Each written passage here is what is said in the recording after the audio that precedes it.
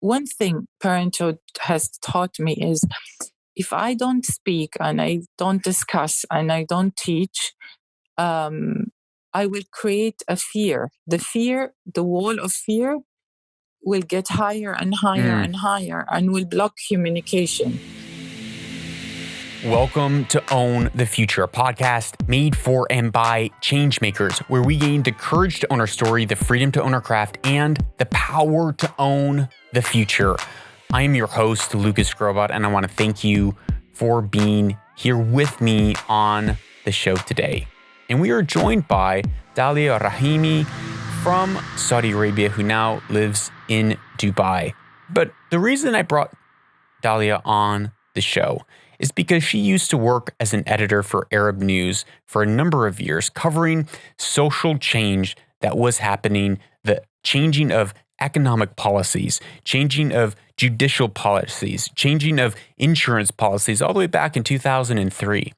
And the things that we are seeing happen today, social change today in Saudi, she never thought was possible. She's like, these are miracles. I never thought I would live to see the day that women were allowed to drive.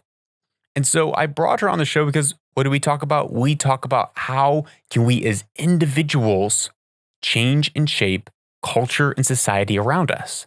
And we begin to hone in on, as you heard in the preview, hone in on a quality or qualities that we need to adopt in our leadership, in our communication, in our interaction with people as individuals, which is listening, which is having the ability to disagree with one another, and how that is going to move society, move culture forward into a better and healthier place for each and every one of us. I hope you enjoy this episode with Dahlia.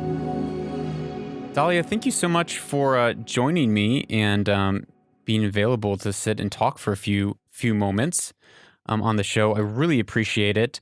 When I came across you and I just started reading some of the things you've done, some of your articles, the newspapers that you've worked for, I thought that you were a perfect fit for the show, where we talk about a lot of things that you talk about, how the world is changing, how culture is changing, and what steps can we do today to take responsibility and shape the future that's lying ahead of us. So thank you so much for being here on the show. Thank you for having me. It's an honor to contribute to such a nice project. Well, I wanted to start, and this is where I normally start, especially for someone like you, who you grew up, you're Saudi, but you were born and you grew up in Vienna, Austria until you were about 12 years old. Is that correct? I was born in Vienna, Austria. I lived there for a bit, but most of my life, my early life, I lived in Germany. Oh, you lived in Germany. So what language did your parents speak in the home? What would you consider your mother tongue as you were growing up? My mother tongue is German. Is German. Yeah. And so when did you begin to pick up Arabic? When we went back to Saudi Arabia and I enrolled in a Saudi school, this is the time when I started to speak, or I had to speak Arabic. And how was that process? Because how was that process for you, being Saudi by nationality, but really growing up in a very different culture in Germany, and then coming back into a very different world with lots of limitations? What were some of the things that you experienced as a young girl? I think while living in Germany, I never had the feeling Saudi Arabia was restrictive at that time. It was always exotic, and it was always warm and full of traditions, because we had family members visiting us all over the years. So it was always nice to have my aunties, my grandfather, and so on visiting us. And when we used to go back to Saudi, it was always full of life. And I've never felt those restrictions. But it was funny enough, when we all came back from Germany at the age of 12, I went to my dad and I begged him to put me in a boarding school. And this was with no particular reason. I hadn't encountered anything bad or negative. On the contrary, it was always very warm. But it was a gut feeling I had that it was becoming quite tight. And it's hard to explain because I've never had real difficulties going back as a child. But as an adult looking at it, of course, I was weird. Right. I was always weird to my Arab friends because, I was talking about different issues, discussing them from a different point of view, allowing myself more or things that others would consider inappropriate, which were pretty normal in Germany. So I grew up with this feeling of I'm always doing something inappropriate, crossing borders. And that was the difficult part because I've never understood what it was and I've never been told what it was. It was always Dahlia, behave this way, Dahlia, follow this rule. And I'm not good with accepting rules that I don't understand. And this is the part that always kept me in touch with Germany because there you can discuss, understand, disagree, tolerate. Right. And that part was missing in the Arab world. So when you were in Germany, growing up as a Saudi in Germany, did you have any of those feelings, or were you guys pretty much just melded right in with the culture in Europe? No, my father reminded me all the time. I mean, we had different food at home. So that was the first reminder every day. But it wasn't like we are the Arabs and they're the Germans. On the contrary, we had Arab friends, we had German friends. We were living very well with both sides who were there. So it wasn't like us and them. Mm-hmm. No, we were part. We were fully integrated and still remained Arabs. Did you feel like in some ways you didn't quite fit in or don't quite fit in at either place? Just the way you're describing it when you came back to Saudi, it's like you instinctively knew that you were kind of out of place, and you describing it, you held on to kind of more of your German roots, even though ethnically you're Saudi. So did you feel that in a way as well when you were back in Europe or back in Germany, or no? Did you feel more at home there? Mentally, I felt more at home there at that stage in my life until recently. I used to feel mentally much more home in Europe, but as I grew up and I'm more balanced, I can feel that I belong nowhere. Yeah. Because I think this is the ugly part, and this is why I established the blog. But I can't, if I discuss things rationally, I'm pretty well at home in Europe, and it's fine.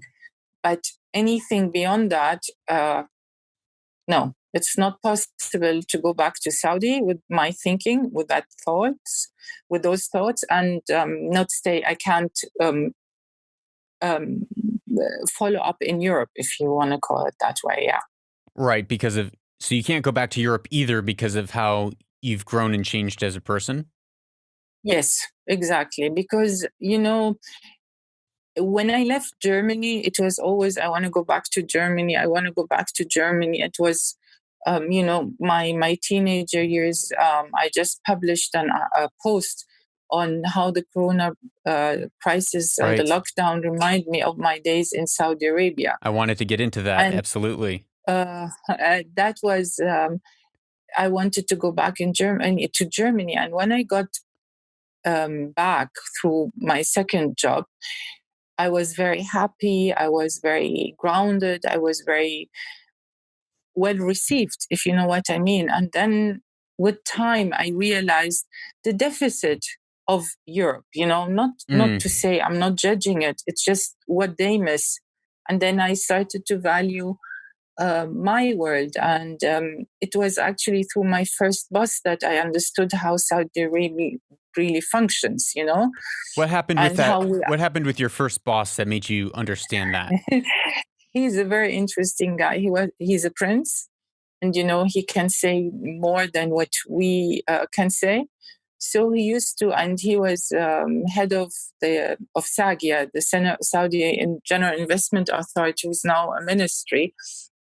He used to say, we Saudis were a bunch of Bedouins who were lost in the desert. And when the oil came, we went on a 5-star rocket tour to the moon and came back. Yeah. But we were still Bedouins. Yeah. And then Jehiman came, Makkah siege in 1981, if I remember. No, sorry, 1979.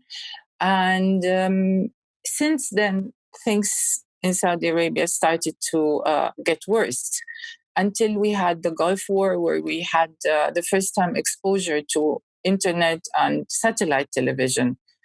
And this is how we are. It's a relatively new country, modern, but with the tribal thinking until Absolutely. now.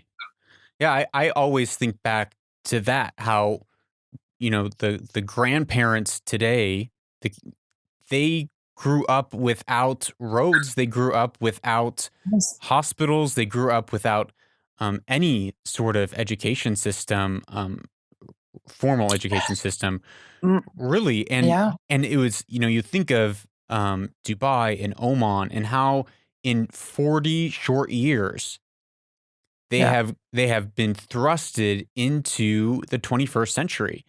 And I think it's extraordinary, but with it, like you said, comes this extraordinary change where in the thoughts and the minds, the core identity is still Bedou in so many ways. And I don't mean that in a negative way necessarily, but then it's being clashed with money from oil, and there hasn't been any real generational kind of transference to be able to slowly grow and adapt like the West has done. Like the West did it over hundreds and hundreds of years. But here in the Khalij, it's happened over 40 years. I think you're very right. What fascinates me most is when I watch Al Arabiya news and you watch those social programs and how we talk. I mean, there's a presenter, she talks as if she's talking to her friends, very, very casual. She talks in Hijazi accent. And I actually know her. She's a friend of my sister. And I was looking at her, and that's not, this is how you would talk in a sitting room with your friends in a gathering, but not on TV. But that's the Saudi way. That's the Arab way. And I think especially in Hijaz, where I come from, it's much more, I call it human. I had once an accident in Dubai, and my cousin was there. She's a bit older than me. And we were talking to the Dubayani policeman. And I was like, I felt very loose, And I was thinking, what am I saying wrong or so? I started to reflect. And it wasn't the way I'm saying anything, not my words. It's just the attitude. We have a casual attitude, And this is intimacy, this is warmth. And then there is modernity and internet and capitalism and all these words, and mix them together. And this is the struggle Saudi Arabia has to face at this. This is the change, actually. A challenge, that is characterized in the Saudi society today. And so you write about this extensively, even the economic changes that have happened over the last 17, 20 years in Saudi, from modernizing modernity when it comes to economic policy, judicial system, bankruptcy laws, even women who are 21 being able to hold their passport without having a guardianship or guardian hold their passport. All these changes are happening very, very quickly, but it seems that they are behind. And this is a question, not necessarily a statement, but it seems to me that they're kind of way behind the curve due to the internet, and that most of society, the youth, those 70% that's under 30, is thinking and living in a very different world, and the policies are struggling to keep up. Am I seeing that correctly? How would you how would you see that difference between policy and society right now? Well, first of all, you're not wrong. And I don't think anybody is wrong in not understanding the current situation. I think many of us in Saudi Arabia, I mean, many Saudis are not able to understand because it's like you haven't been moving, like you said, through generational changes like in Europe. No, this is like changes are coming from upside, down, left, right. Necessity, important, should have been, and it's about time, and it was too quick. This is how I would describe changes in Saudi Arabia. So all the changes that are happening are long overdue. And since I was working in the newspaper with Sagia, we always appeal to corruption laws, bankruptcy laws, judicial changes in the judicial system, everything we were calling for. But believe me, no one dreamt of it to happen in this speed. Yeah, And in this overnight. discipline, before we used to have the 5 years plan, and everybody was laughing about it because nothing changed. And if anything changed, then it would be one paragraph in the whole 25,000 pages document. And I can tell you when the driving ban was lifted, I was at Jeddah airport, and I was seeing the watching television, and I see the news and the writings, and I looked around me, all young girls who were not screaming, who were not jumping, and I was like, guys, girls, don't you think this is a miracle? This is impossible. And they were just taking it normally. So you have so many different, I don't know how to call them, too many different views, perceptions that you have to feed in this change process. And this is why it's difficult to say who is who. But you have to segment and know the younger generation has always been like that. Even in my years, my father thought what I was doing was unbelievable. But what we had before was the religious power who used to control us. At the moment, there is no control. The game is changing. The rules of the game are changing. So it's not religious control. It's not traditional control. Society doesn't have power as it used to be. It's the youth and identity of being Saudi. And this is what's being formed. And until this formed, and this is a transition period, and it will take time. And what do you feel like the driving influences are right now that are forming that youth culture and that youth society?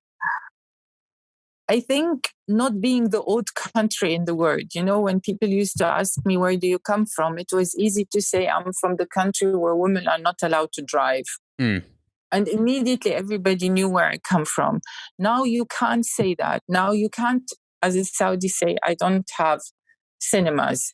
I don't have entertainment. We are in the game. This feeling of not having you don't have cinemas, and being belittled for that, for the things we miss, was very horrible feeling. Although I was educated and I knew there were so many girls in my age and women even older than me who are educated and able to participate on the world scene, we couldn't. Now we have the chance. So that feeling of being equal is beyond. This is what I believe is very important to understand about the current changes. And I think not being the odd one, and showing that we can, and we're not retarded and not backward, and not what the world used to think about us because of the so many bans and bad image we had, is the driving force. But it doesn't mean that there aren't any things or there aren't issues or topics or deficit to be tackled. No, they are. But at the moment, it's about, I am a fully respected person like everybody else, and I can. So I there's used to be able to do, but I didn't have a chance. And this doesn't go for men and women only. It goes mm. for everybody. Yeah. So what I hear you say is that it's the empowerment and the equality on the world stage that is really it's empowering the youth. Empowering everybody, I think. I think it's not only the youth, it's being able to use the resources the country has, and we have a huge potential in our human resources.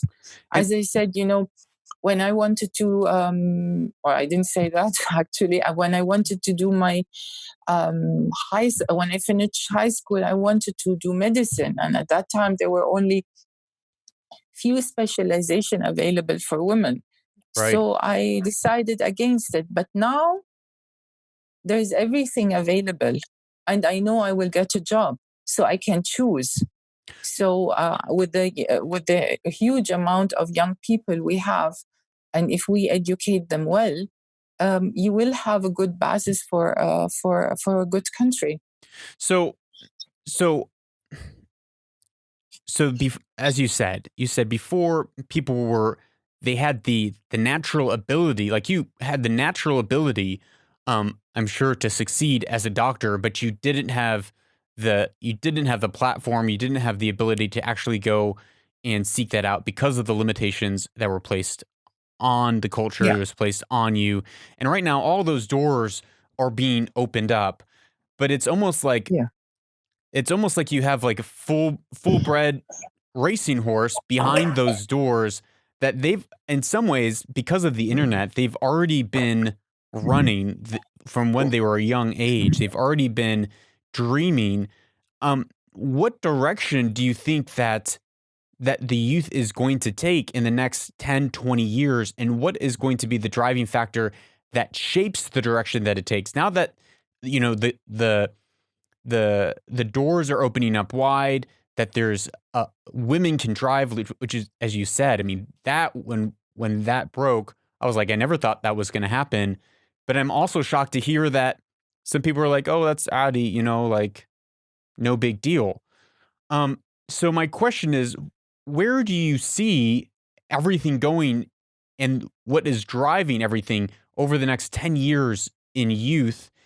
Um, Yeah, I think that's what I'm wondering. Where do you think it's all going to go, and what's going to be the driving force? if I may answer your question a bit differently, I think it's a very dangerous time. As much as it's promising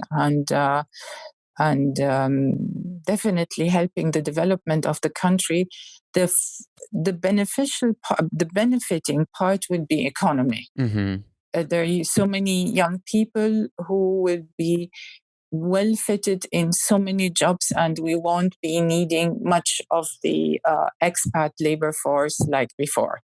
All right. Okay, Right. because I think those who came back from scholarships, to those who are educated, those who are willing, who are flexible, and learned from internet and so on, they're fully and equipped that they will do what any person in Europe or Western world can do. What I see as a danger, and this is more on the social part, Right. because the gap between the changes, if you look back to them 5 years ago, we weren't where we were today.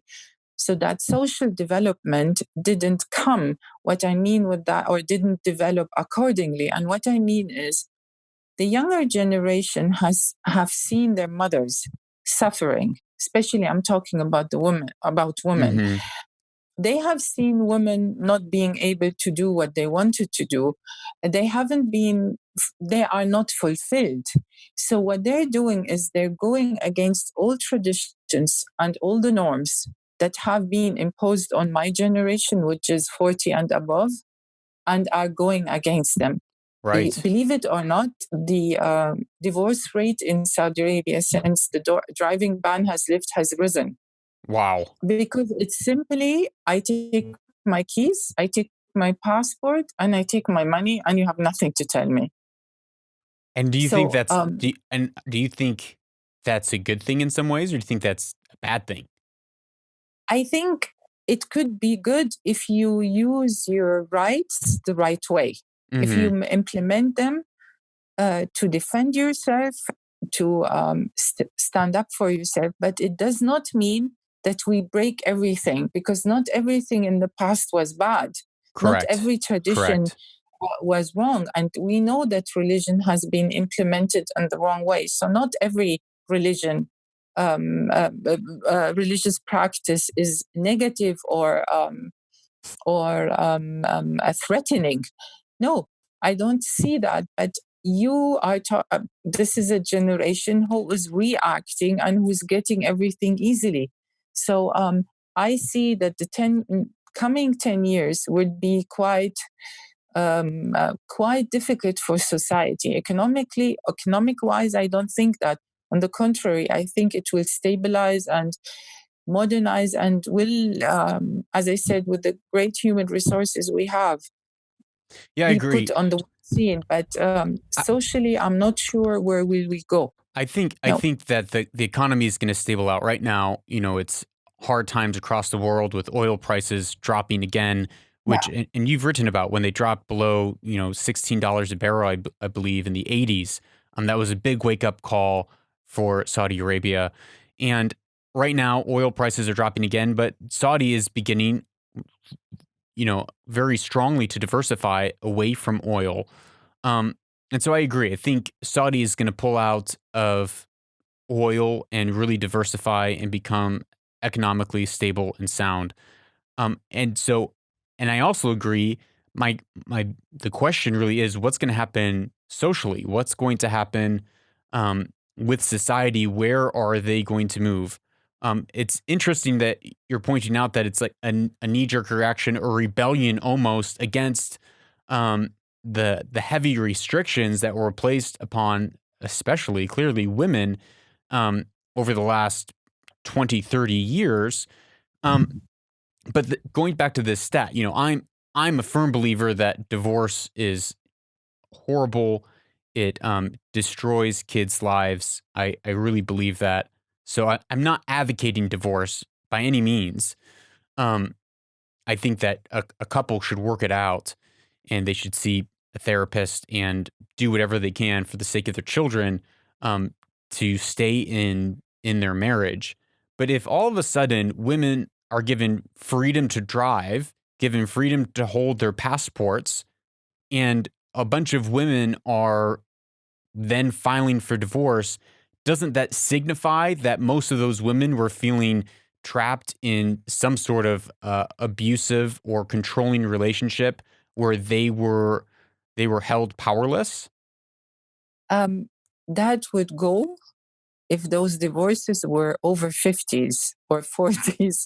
But if you go to someone who just married 2 years ago or 4 years ago and she chose the guy, then it cannot be. I'm not saying, I'm not ruling it out 100%, and that's not a generalizing rule. Mm-hmm. That's not what I mean.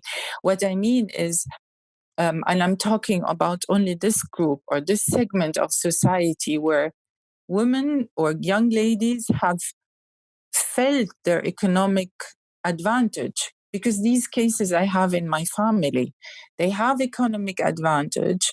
They made the choices they wanted, Mm, and then they came to, and they wouldn't listen to advices given to them because they wanted to be independent even mm, before independency got it to full stage as it is now. And then they made the wrong choices. And what I mean to say and what I mean to highlight is that, in the times when things were forbidden, in quote unquote, yeah. they were forbidden for wrong reasons. There was no reason for women not to be driving. I'm married to a German. There was no single reason that he was Muslim or he is Muslim. There wasn't a reason why I shouldn't marry him. But you know what I mean? There were so many rules that were no, no, no Right. to the that did not make sense. This resulted that this young generation is saying yes, yes, yes to exactly the no, no, no rule as reaction. Absolutely. I mean, that's the. And this is, when the pendulum goes from extreme right to the extreme left, and in 10 years, it will be in the middle. Exactly. That's like the classic parenting mistake where Exactly. you shelter your This is child what so I'm much. experiencing. They go Yeah, to with my university and they're like, 18 wait a years. minute, there's a Yeah. world outside of my sheltered home where I only got to go Yes. outside once a week.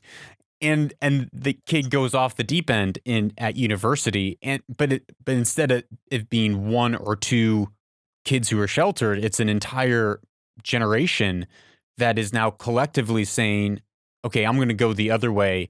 I'm just going to rebel against Yeah. all of these restrictions, and Yeah. this is forbidden, this is haram, this is, mamnua. I'm going to go the other way just because I can. Is that what you're saying? It's the just because I can, I'm Exactly. going to go do it. Yeah. And you do fully understand. And there are some, of course, not everybody. And I'm not Of saying that's a course. bad thing. I just would love them to know that, not everything was bad. And you're in a better place. This generation is in a better place because they can make all the choices they want to. And you see so many are making them. You see some women, young ladies I'm talking about, who balance their lives, Mm. And this is, I think, this is what I wish for, that they get into that balance very quickly. How? But of course, it says a very. I do not blame them, because it's very understandable to react this way. Yeah, when psychologists say, at least when the ones that I've listened to, when they're talking about raising children, those first few years of life, it's no, no, no, no, no. You are teaching them where their boundary lines are. You're teaching a young child no. And then as they grow older, you start giving them choices. And then when they're hitting their teenage years, you're letting them come up with their own choices, and they're coming to you for advice, so that when they become adults, they have learned how to have a framework to process and to have a balanced life and to know where the boundaries are. But how can one learn what they've never been learned, and all of a sudden it's gone from everything is no, everything is mamnua, and you can't drive, you can't go out, to all of a sudden here's your passport, here's a car. Yeah. How what's your advice to a young woman who is stuck in that place where they're saying, well, that's great that I should balance my life, but how do I go about gaining those tools in order to know how to balance my life in a healthy way? It's very difficult, because I have an 18 years old daughter, and I'm facing this with her. Like, I want to practice democracy, and still I want to practice protection. Mm-hmm.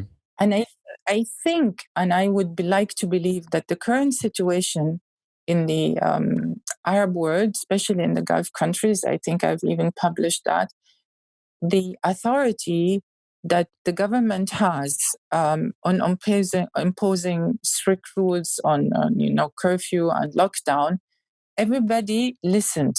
Everybody followed those rules, whether here in Dubai or the UAE or in Saudi Arabia. So this shows that there is still an understanding for this somebody above me whom I have to follow, whether Yeah. it's like in Quran, Allah, or my ruler, or my governor, or my father, or my. And I believe also that every family has its structures. Mm-hmm. So despite everything, we are making those choices within the family lifestyle we have. I mean, you do have exceptions where where girls run away, but I can't say that anybody did around me, in my surroundings, or from what I'm been observing. Everybody is living their lifestyle just openly. Before, you had families who traveled and lived their life openly and did things they wouldn't particularly do in Saudi Arabia. Now, this is the case happening within Saudi. Of course, you're somehow losing balance, but so far it's just losing balance to get in the balance. So they're tasting what life got to offer. Mm-hmm. But I don't think that they are losing completely the path, except a few. Of course, there were a few exceptions, and you can't rule that out completely. My advice is to say that not everything in the past was negative. And every ideology has its good and its pros and cons, and try to make the best out of it for yourself. So there's a lot of, right now in Saudi, or what I think it's 70% are under 30, and they're expecting that in Saudi and in the Khalij that there is going to be a major baby boom as that age group is hitting the point where they're having kids, and we all know that Arabs have a lot of kids traditionally, at least. Um, for parents that are now in a very different age, um, kids are on computers and iPads almost all the time, which is, I think, a major shaper of current culture. In the midst of everything changing in Saudi, how would you recommend young parents to navigate and set their kids up for 2040? So for their 5-year old daughter, 5-year-old son, how do you recommend them set their kids up so that they can succeed in the economy, in society in 20 years from now? I think to balance, I believe in balance. So my nieces are in that age, and I see them. They've learned everything through the internet, and we discuss cooking, math, homework. Everything is being done through their iPads. Mm-hmm. And I believe they through the iPad they figured out um, actresses, cooking shows, math websites, English learning, sciences, that they navigated themselves through the internet Right. fully. So Right. they know what they like, they don't know what they don't like. They found their place without any instruction. Of course, the iPad has times to be used. And at home, they have a balanced life, between religion, tradition, things to be done, and the openness. You can't shut out anybody now. Everything, life is open. Everything is available in front of you. You are attacked by Yeah. advertisement. Others travel and come back with news. Everything is around you, so you can't really avoid it or avoid a child Self-image. to be.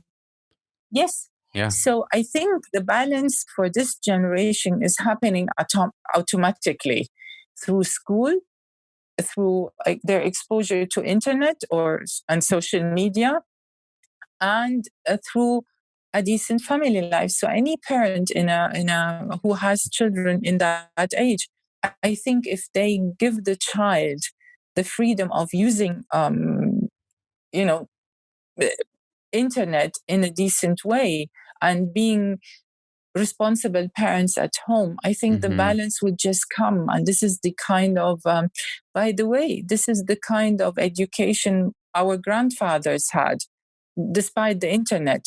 But they had exposure to different cultures which were coming to Saudi Arabia in those days, and economic possibilities, because Saudi Arabia was growing and didn't have that much of financial resources or economical resources. So they were able to unfold. And this is exactly what's happening now, just that at home there should be a little bit more balance. And I think also, maybe going to the question before, I think what we will see now is with the releasing of lifts imposed by society and religion, that we will see the true faces that were living in Saudi Arabia. Right. Before we were kind of unified. We had to act to be socially accepted because we didn't have anything except social gatherings.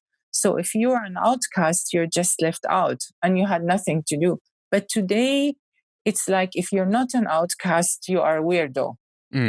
So now everyone can unfold, and it's a chance for a person or a child to develop and find him or herself. And that we can only do if we give a balanced education by giving the right identity to who we are or to who our children should be. But do you fear that the internet is going to shape youth culture in a negative way to an extent where they're losing their heritage, losing their roots? I mean, in you can look in Dubai, there's tons of articles, tons of stories of Emiratis growing up and they don't know Arabic. They have to learn Arabic. They're being raised with whether it's English or their first language because of the internet or because of their nanny, whatever language, Filipino, whatever she speaks. And because of that, there's considerable conversation that we're losing our Arab heritage, we're losing our Arab culture.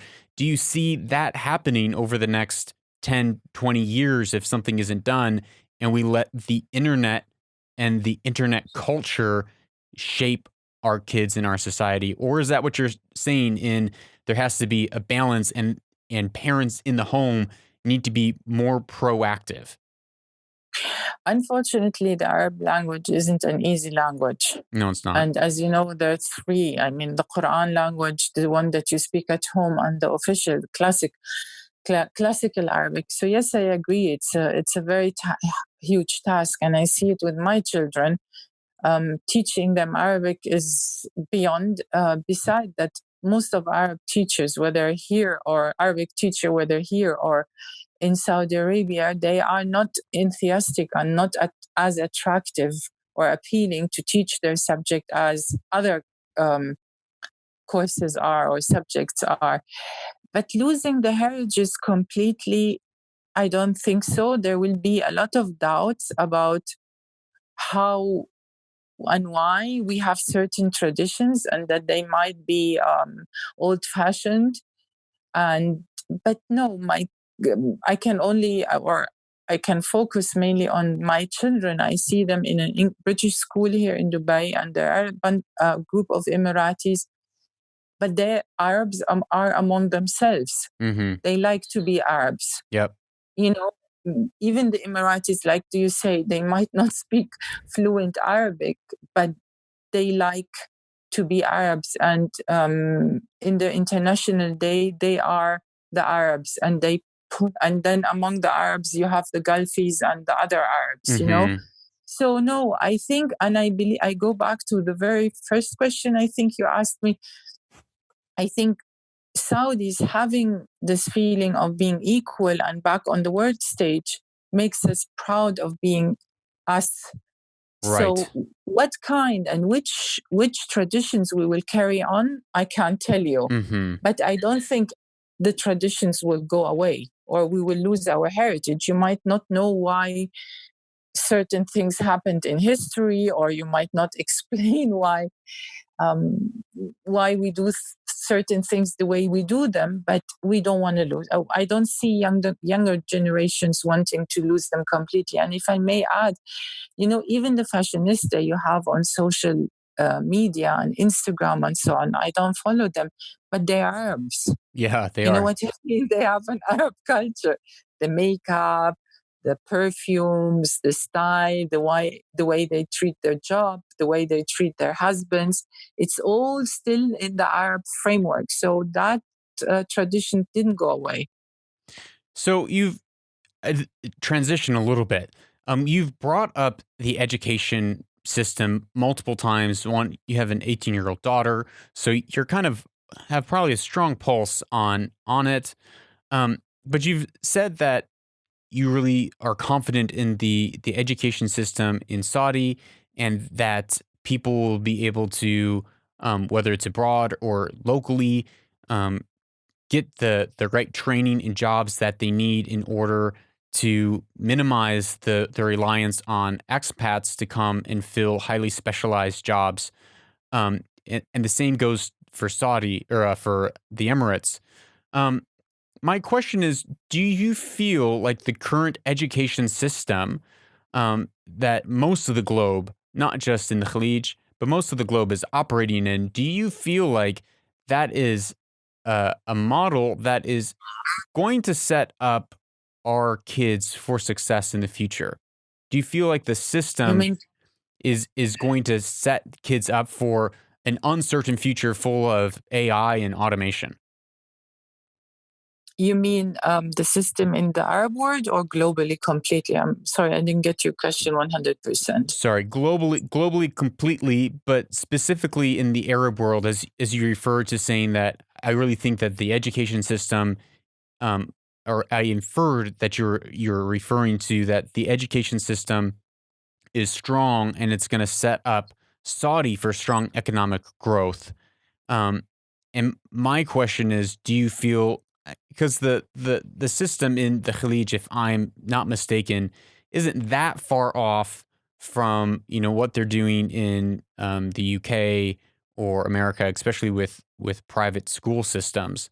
Um, so my question is, do you feel I like that is going to prove fruitful for the next 20, 30, 40 years?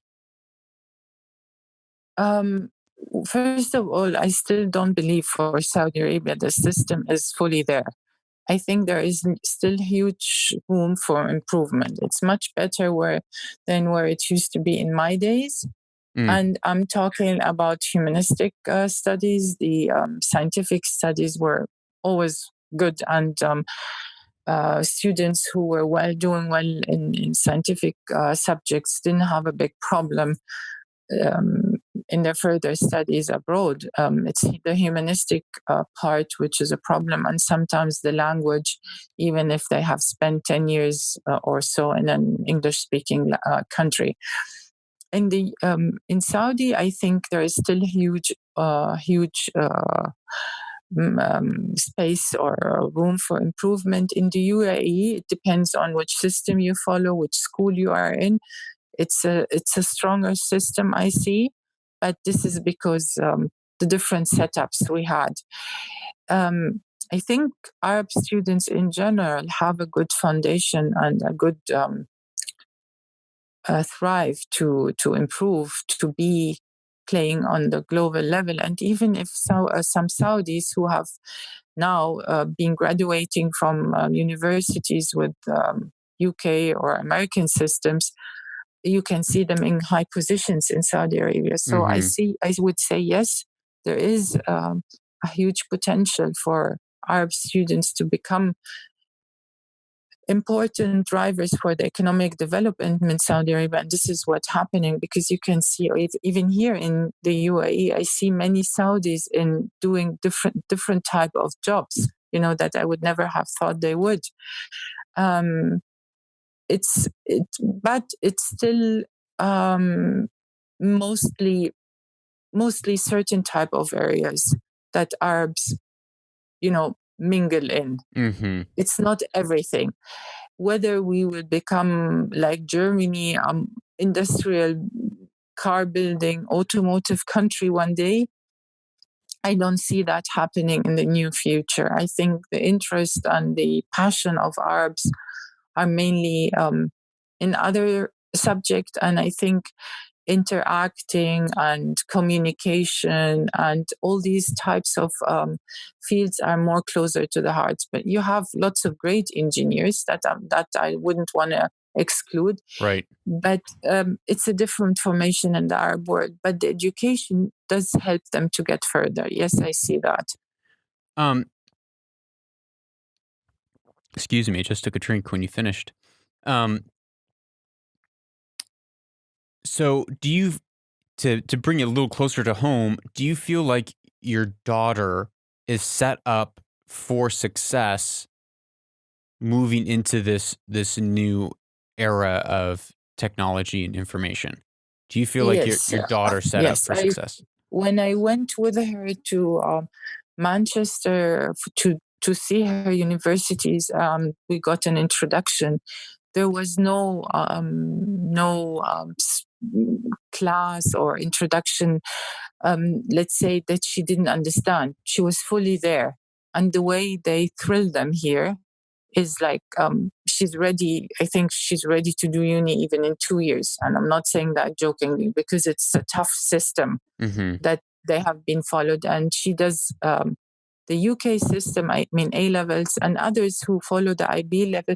You can see in every school, they have people who got scholarships from Harvard or Yale or Princeton. So, yes, I think they will not get lost That's in the good. West. That's good. I'm glad to hear that. And one thing, by the way, Yep. on every level, so you don't have one field, whether it's art school or drama or engineering or PR and communication. Anybody who gets a good degree here can apply to any university and can be sure that they will get a good uni to get into. Do you feel like the university system as a whole is on shaky ground right now, and its need in the world might pivot in the next decade? No, on the contrary, I was surprised with how developed and wide-ranged universities are. It was really very hard to make a decision because they offer courses, and it's not like just a course. There's much more beyond it. And what surprised me most is that there is so much care to it. So I thought if my daughter would go, she would be left to do to make her choices, to choose the model for her year. She wouldn't know how to apply for internship. And every university has a different a style to go about this, which offers so much choices and care, personal care, that it was really very hard to make a choice.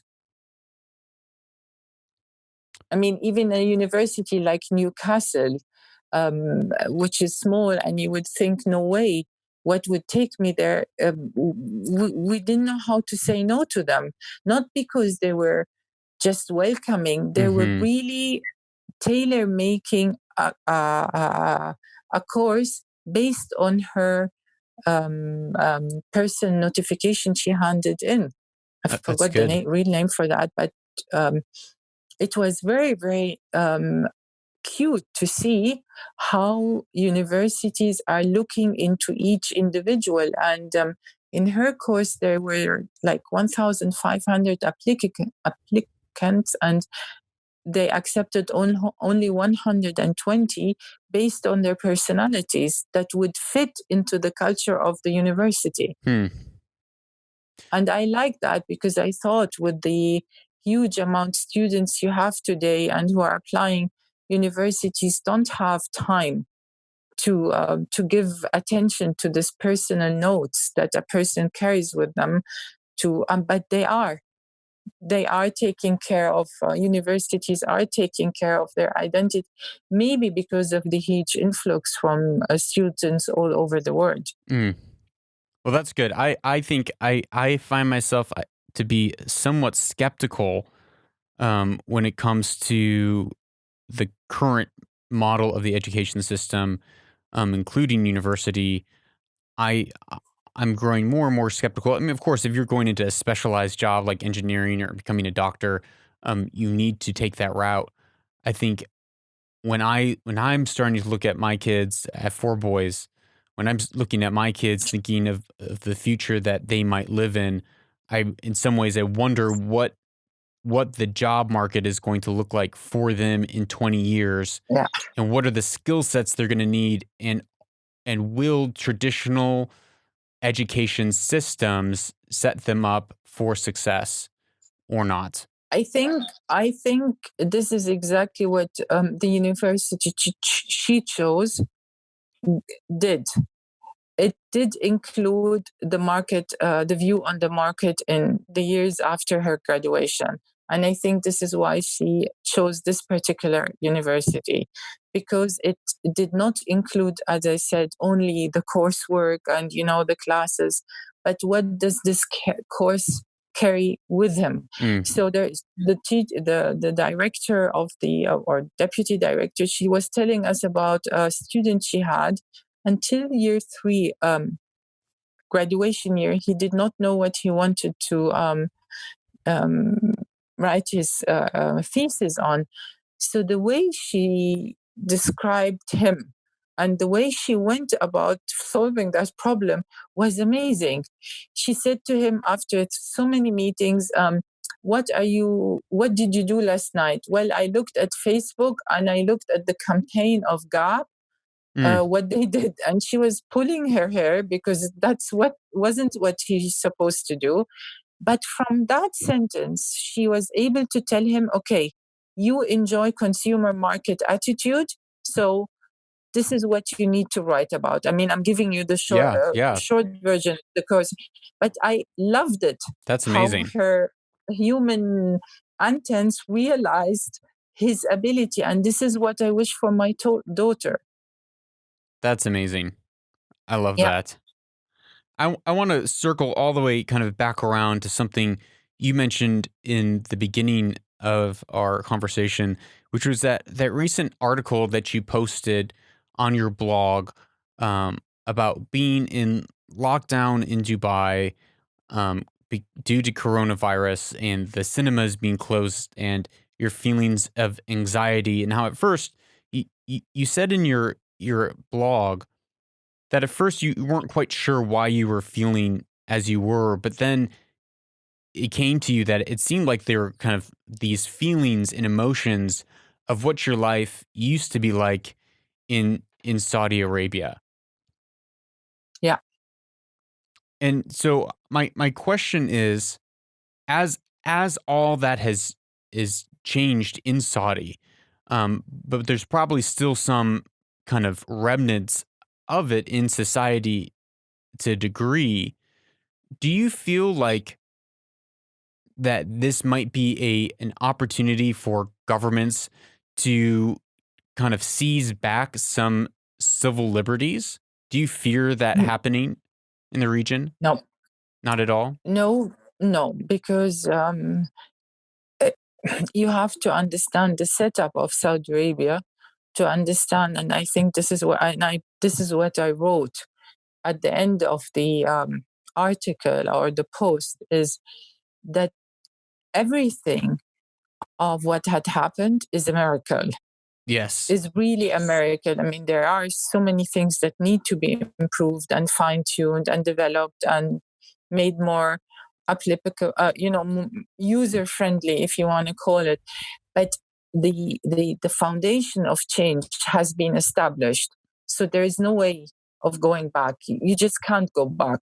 There is no, you can't, because the change has been fundamental. It's like you're telling me I'm building a house at the sea, and suddenly you tell me, oh no, I'm changing the sea and putting rocks, and it will be a mountain area.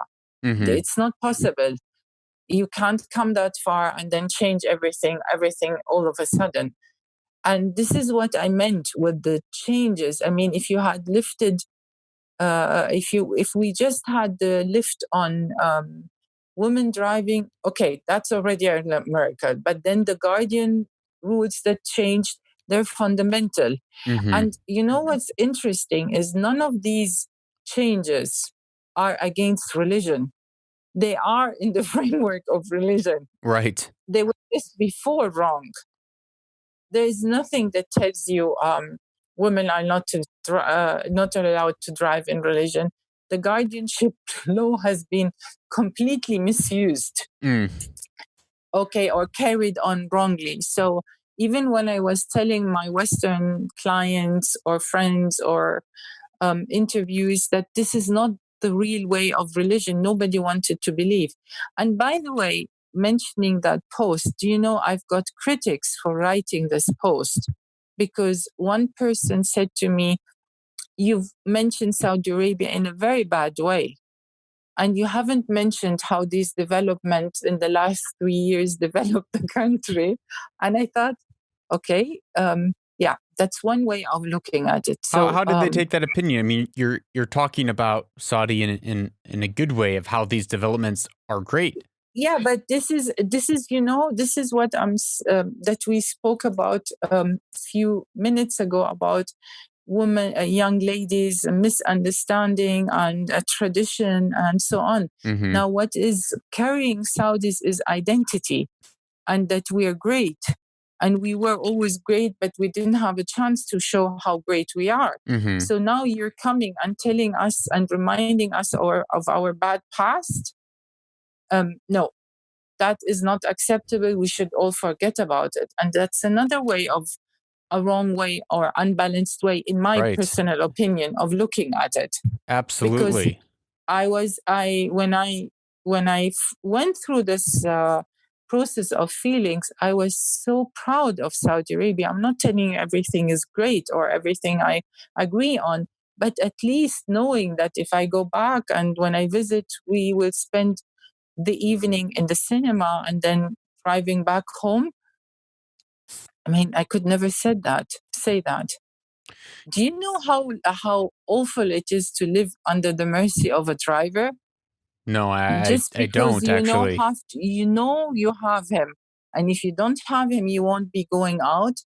So this feeling in itself, when we used to have 3 days, and the driver was out, we were stuck.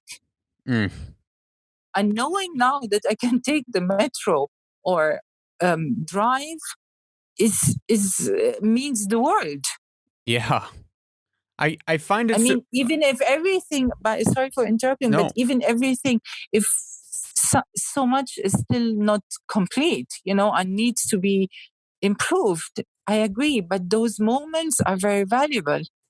Well, I find it surprising that because when I read that article, I didn't seem like you were talking badly about Saudi at all. You were just accurately describing what life used to be like, which then sheds a moment of gratitude and gratefulness of the swift social changes that have occurred. What I find surprising is the number of people who you see those memes on Instagram or even on LinkedIn these days, where it's like you can't drive a car by looking in the rearview mirror, implying that you don't look at the past, only look to the future. But in reality, all safe drivers are always checking all of their mirrors. They're always looking in their rearview mirrors and the left and the right mirror. They always are aware of what's happening around them.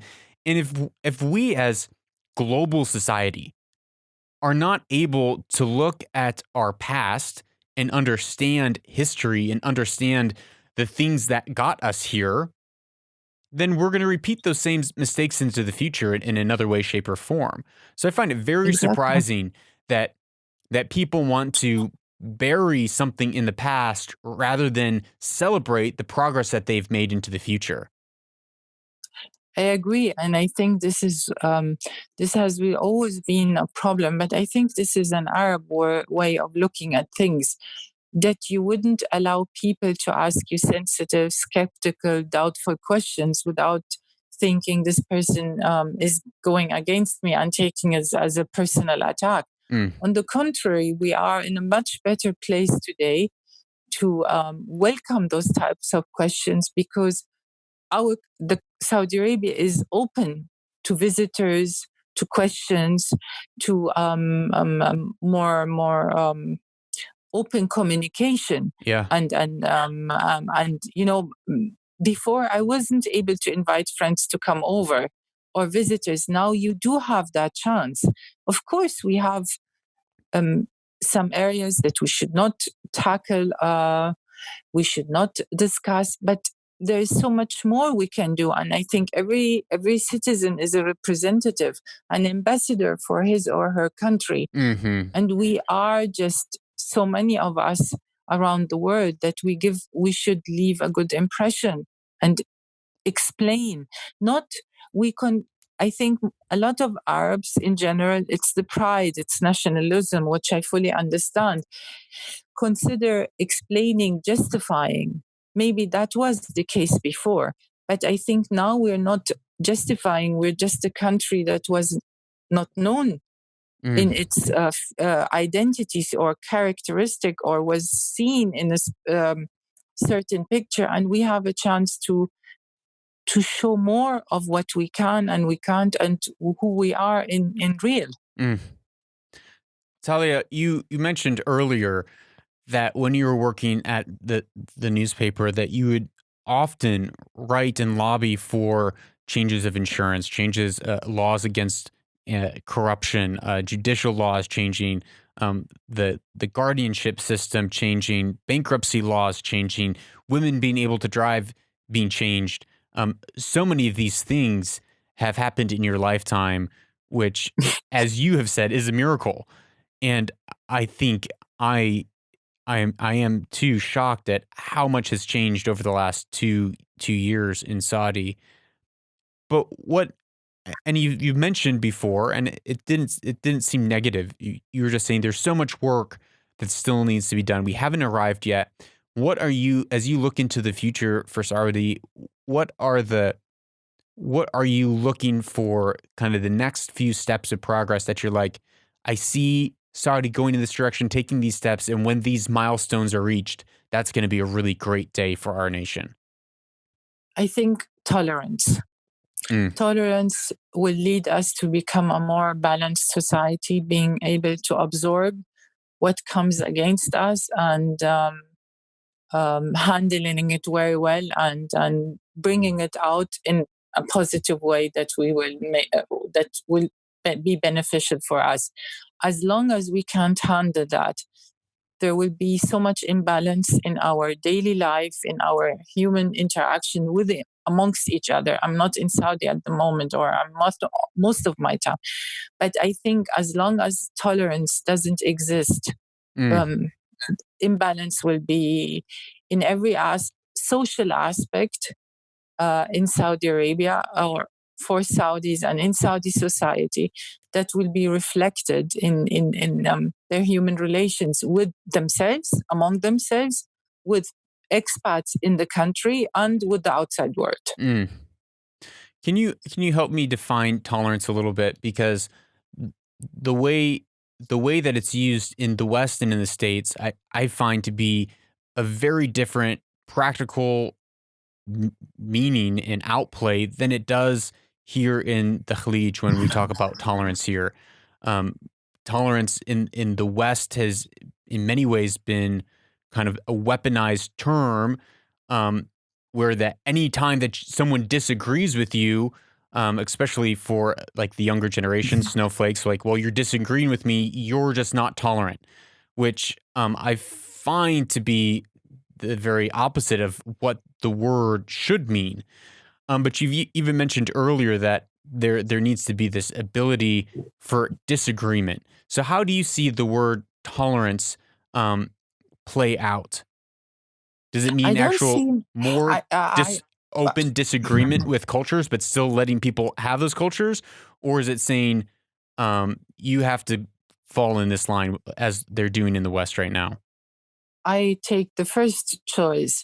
It's you being you and me being me. Mm, And even in the Quran, it says, you have your religion, I have my religion. And what I mean with tolerance is understanding that not everybody who's against a certain point of view is against my country or my بالضبط. family or my tradition or whatever belongs to me. We can live with disagreement. We can love each other with Yes. disagreements. We can get along. And on the contrary, we can even preserve our tradition, our religion, our identity, even though if we have different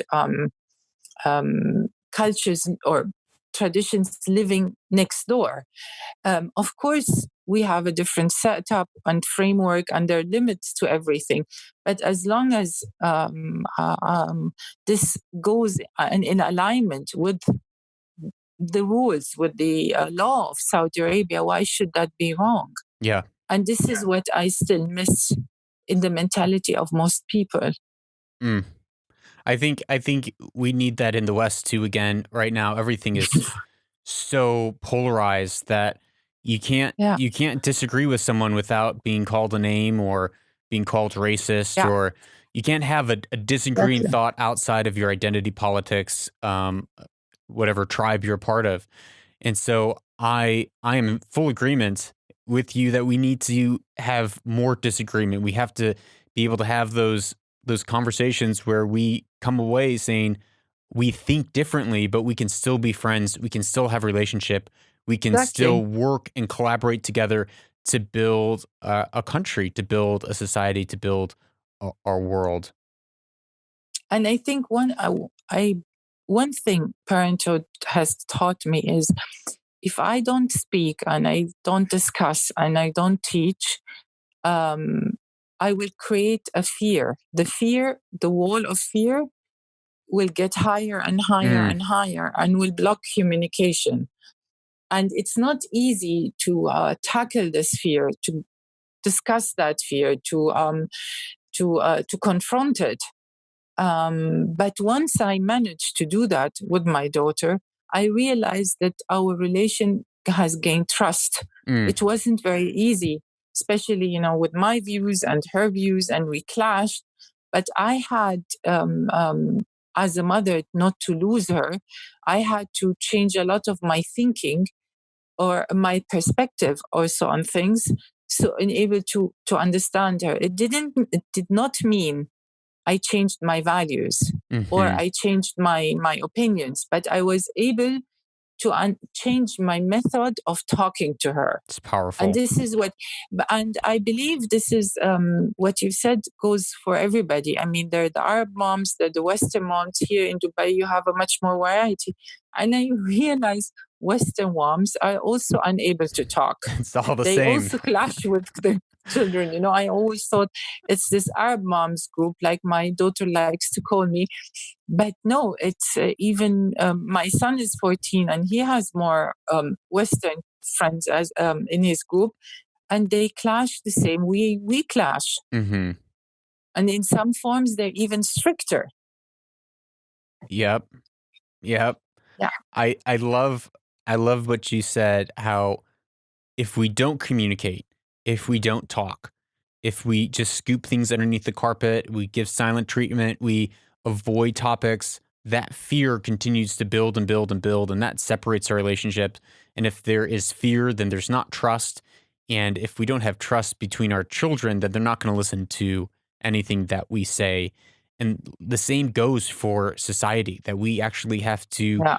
begin to open up and have those dialectical conversations that are difficult, that are hard, that are challenging, that could point out faults in ourselves. It can point out faulty ways that we have thought or we have acted that we'll have to apologize for, and that's a very vulnerable thing. But I also like how you said Yes.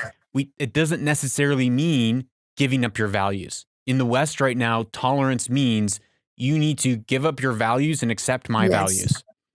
But Yeah. the real tolerance is saying, I have a set of values and I have a way of viewing the world, and you do too. I can change the way that I interact with you so that we can meet on common ground. And I just thought you said that so beautifully. And if we talked for an hour and 10 minutes and that was the only thing that someone heard, I think that would have been I think that is just such a beautiful and important point for the day and the age that we live in. Yeah. I think one credit I have to give to Dubai, really, it's a city of tolerance, Mm, especially Dubai, because my kids in their school, they have children who come with a Bentley, who go with the metro, who come with a taxi, who use their bicycles, and everybody is friends with everybody. There is it's no amazing. discrimination. They are the ones who pray. They're the ones who are Sikhs, the ones who are Catholics, and everybody respects everybody. Nobody points at anybody. There is no group, you have the money, I don't, you can't come, your pocket money is too little, nothing of that. It's a mixture of everything. And this is what something really I love about Dubai, Yes. because even when my kids, when they travel, um, they don't look at nationalities, they don't look at backgrounds, they look at the human being in front of them. And this is something, when I came to Dubai, oh, this is the year of tolerance and so on. And I didn't um, didn't wasn't aware what it means, and I didn't even give attention to it. But with time, I realized now when we went to the UK and my daughter met a group of her friends from her old school, I thought, wow, what an interesting mixture. Mm-hmm. Different background, religious, financial, cultural, but they all love each other and care about each other. And you wouldn't find that in many places around the world. No, you don't.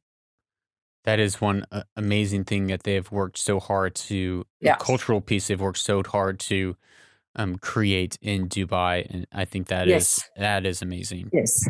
Dahlia, thank Yes. you so much for your time today. I really appreciate it. I really appreciate all your insight, your wisdom. And it was just such a pleasure talking. Thank you so much. Thank you very much for having me. It was a pleasure to be on the show. Absolutely. Thank you for listening to this episode of Own the Future. I hope that you got that last takeaway punch hit me in the stomach when Dahlia said it about how we must learn to bridge the gap. And that doesn't mean that we resign our values. It doesn't mean we give up our values. It means that we are able to engage with people in disagreement. That tolerance is disagreement, but still being able to love and care and cherish one another, even when people choose things that are against our value system, even when people choose things that actually end up hurting us. And I think that is one of the most powerful things that we can take away from this episode of Own the Future. Please, if you enjoy and listen to this podcast, I promise you, you will enjoy my book, Anchored: The Discipline to Stop Drifting. I wrote this in a time of my life when everything seemed to stop. All my structures, all my crutches, all my metrics of success were no longer valid and were no longer working in my life. And that caused me to go deep within the cave and study and read and come back out with a clearer understanding of how I could be successful, how I could reach my goals and my dreams, and where success actually lied, and where values actually lied, where fruitfulness actually came from. So please check out my book, Anchor: The Discipline to Stop Drifting. I promise you it will not disappoint. And if it does disappoint, I will give you a full refund. Money back guaranteed. That is all for today's episode. Remember, I'm Lucas Grobot. You are a change maker. And if you own your story, you will own the future.